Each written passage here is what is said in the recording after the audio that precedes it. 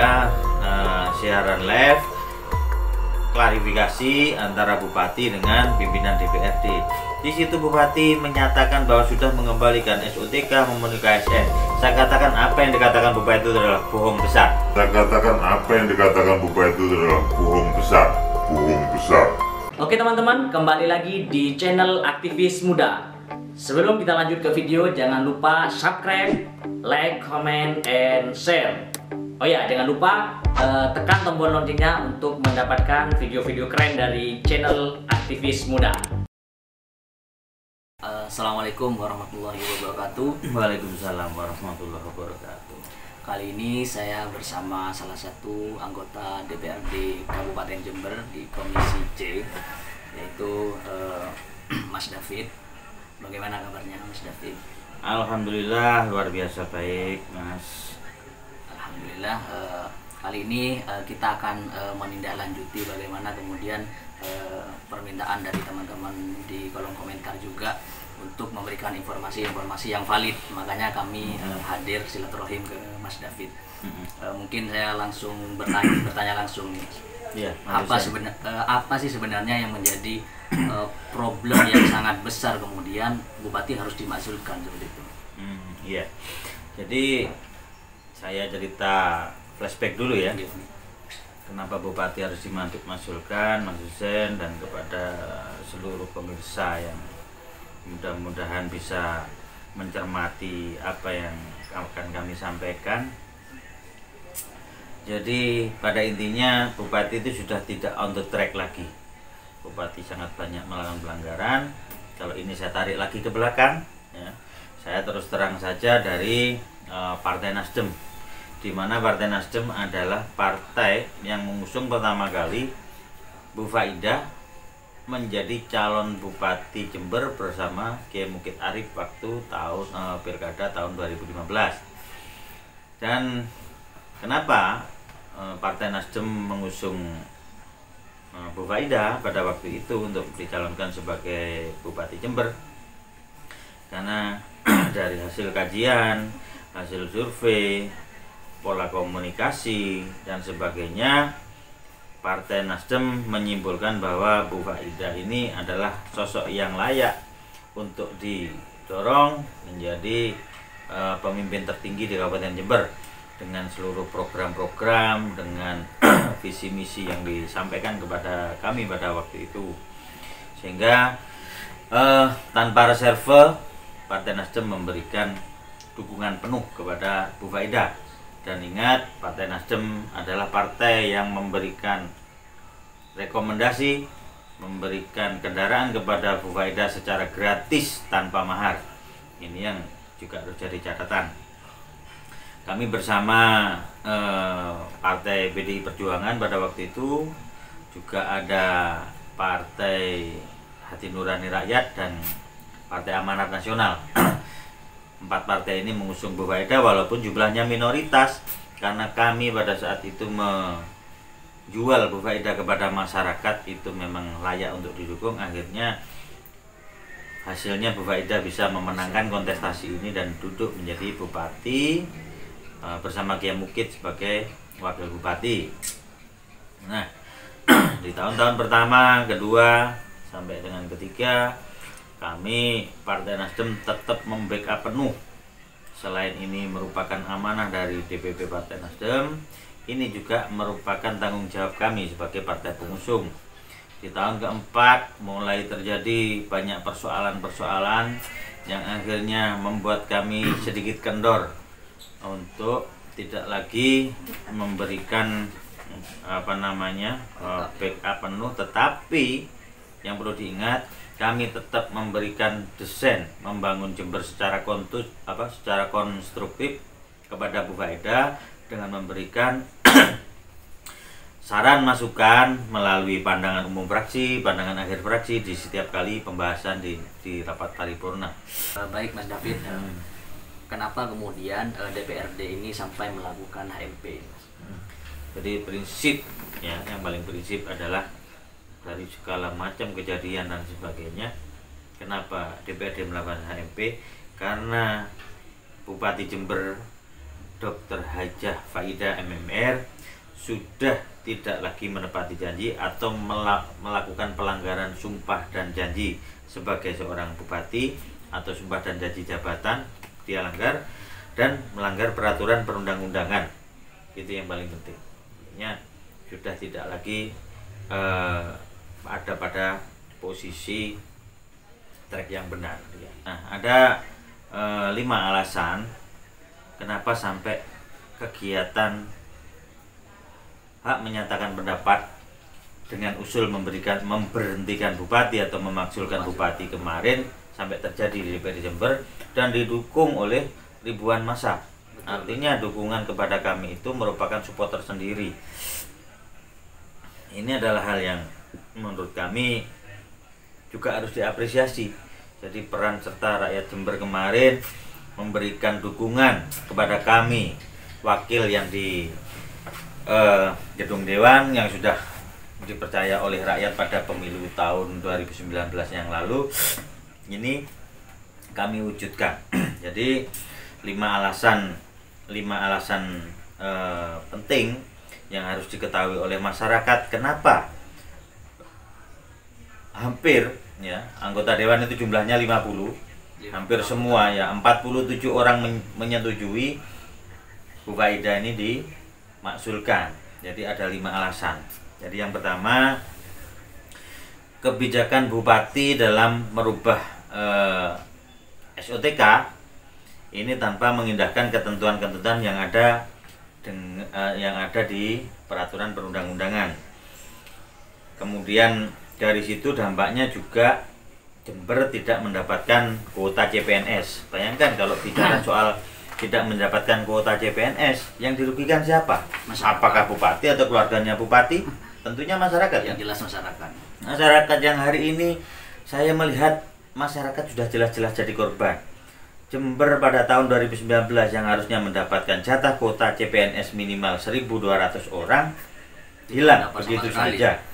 Pada akhirnya ini akan jadi PR dan jadi korban setidak-tidaknya 1.200 orang atau lebih itu, yang mereka diantaranya adalah sukwan ya, pegawai tidak tetap, guru tidak tetap yang sudah mengabdikan diri di Kabupaten Jember ini sudah puluhan tahun. Mengharapkan itu sebenarnya. Sangat mengharapkan sekali. Kemudian ini hilang begitu saja.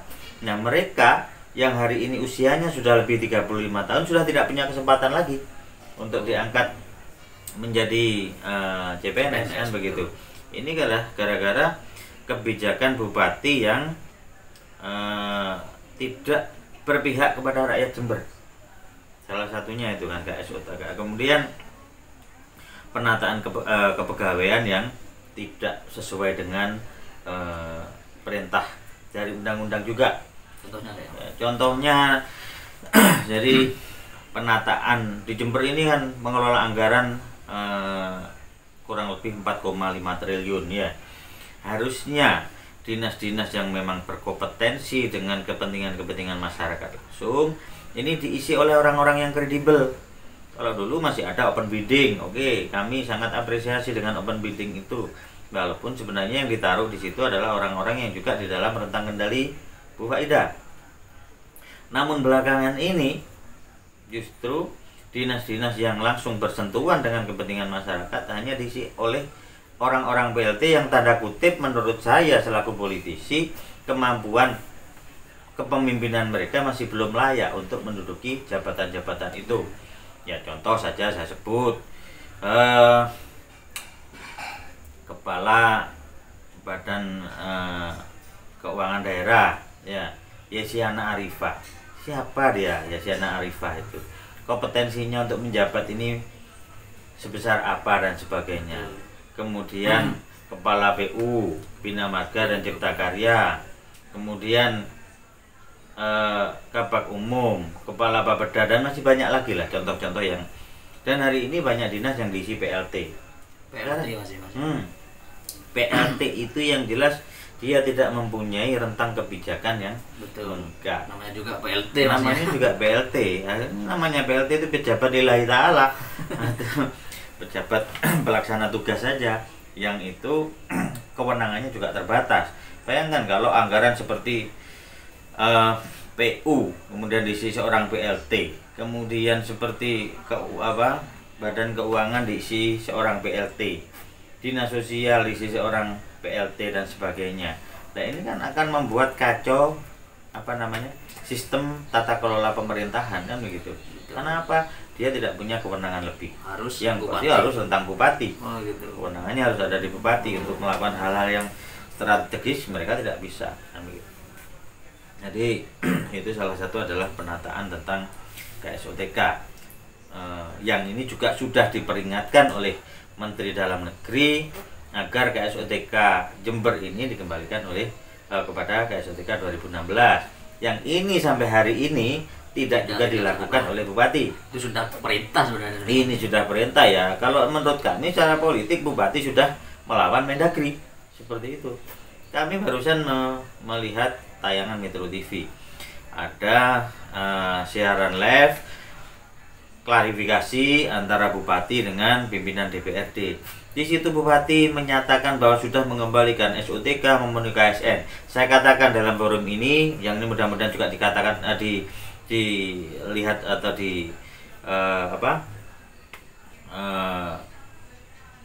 dicermati oleh masyarakat Jember. Saya katakan apa yang dikatakan bupati itu adalah bohong besar.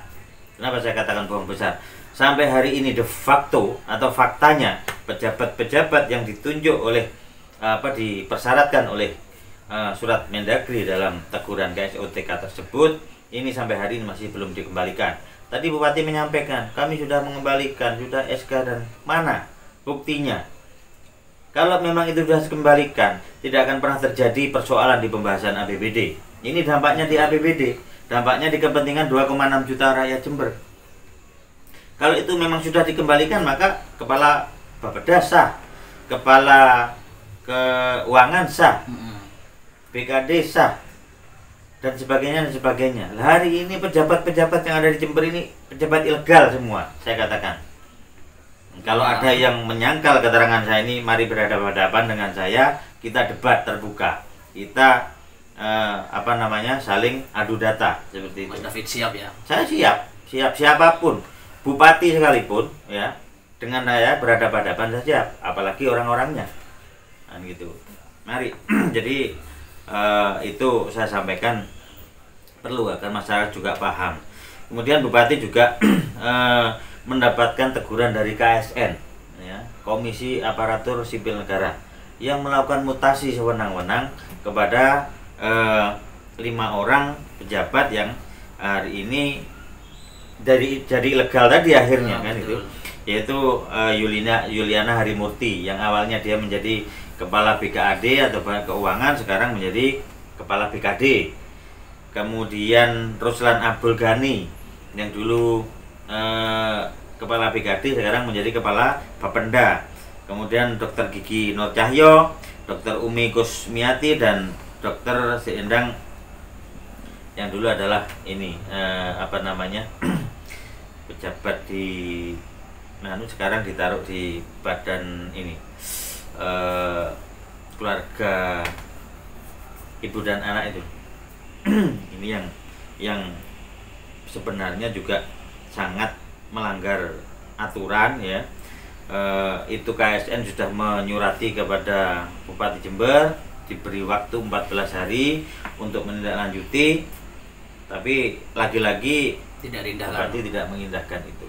Jadi kalau tadi di siaran TV One menyampaikan kita sudah melaksanakan perintah Mendagri, kita sudah melaksanakan perintah dari KSN. Saya katakan sekali lagi, itu bohong besar.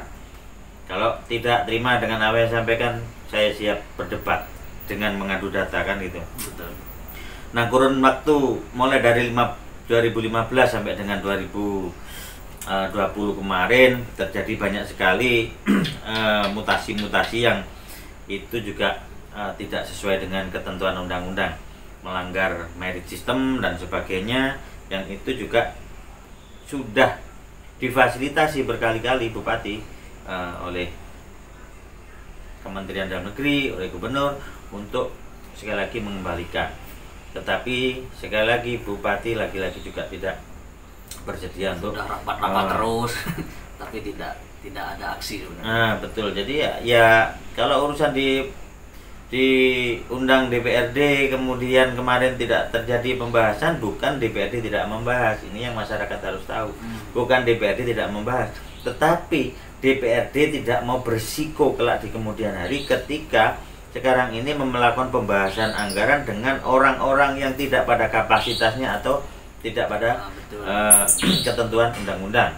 Ya, kalau misalkan kita melakukan pembahasan suatu saat nanti kemudian pada di tahun sekian dipersoalkan, kita udah enak-enak istirahat jadi legislatif, Bu Faida juga sudah tidak jadi bupati, akhirnya kita diheret-heret karena hukum, kan ya tidak nyaman juga kan begitu. Akhirnya ini yang harus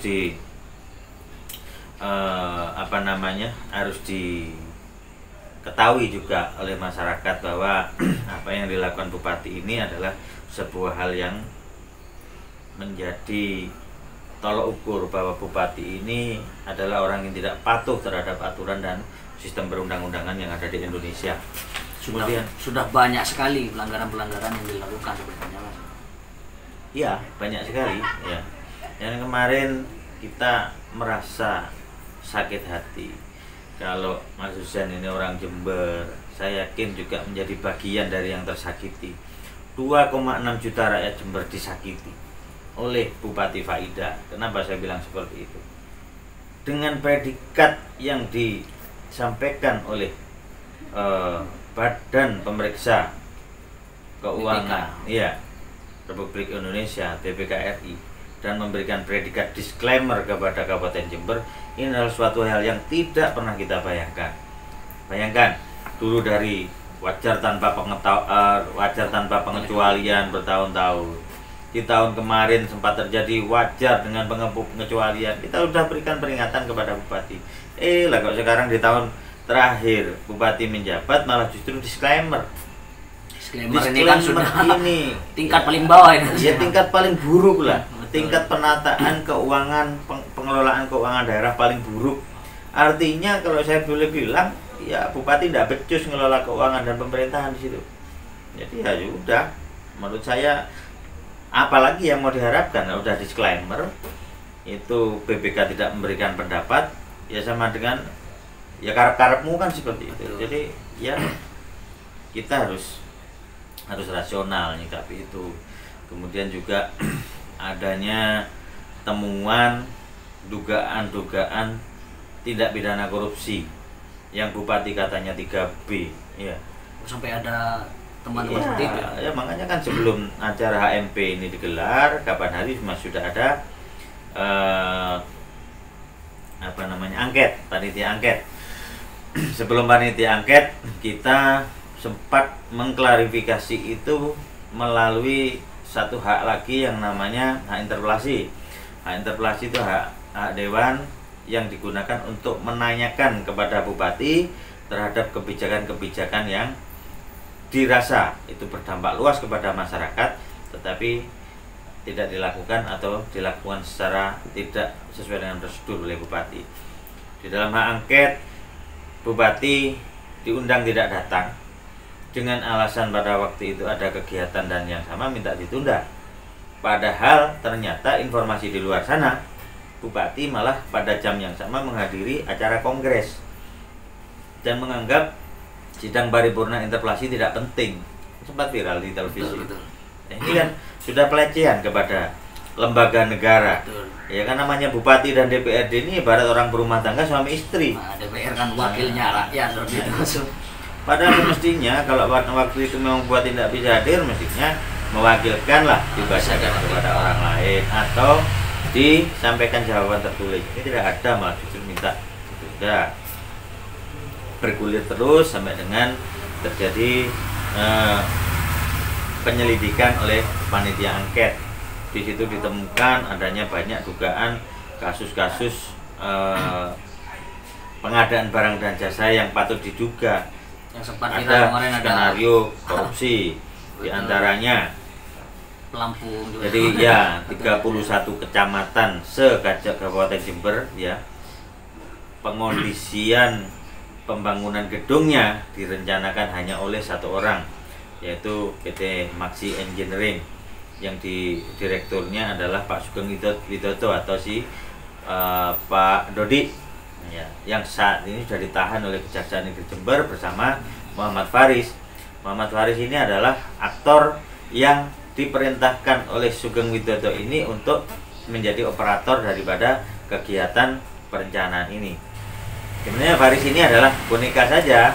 Kalau kemudian kita melihat besok kejaksaan ini menjatuhkan hukuman yang sama antara Faris atau Pak Sugeng Widodo, atau diberikan tuntutan yang sama, ini perlu kita pertanyakan ada apa dengan kejaksaan, kan gitu. Padahal sudah jelas terbukti situ si Faris ini hanya seorang aktor yang disuluh oleh Sugeng Widodo. Dia tidak menikmati duit apa-apa, sementara Sugeng Widodo ini aliran dananya sampai miliaran rupiah yang ditransfer oleh Faris hasil dari mengerjakan proyek perencanaan di Kabupaten Jember. Yang kita satu saja, walaupun banyak bendera di situ, modusnya pinjam bendera.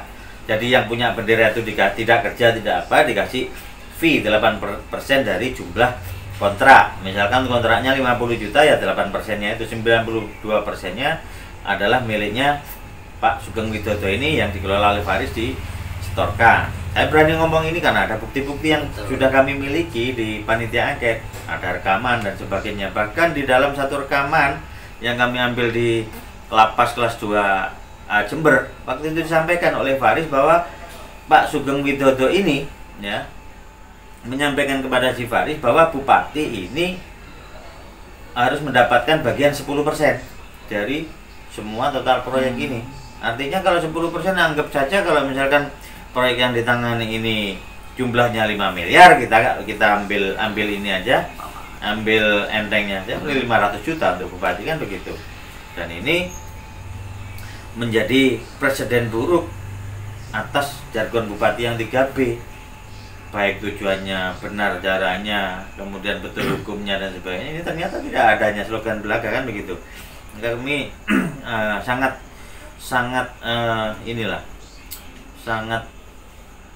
prihatin lah dengan itu. Terus kemudian juga proyek pasar yang hari ini tangani kejaksaan, kenapa hanya pasar Manggisan?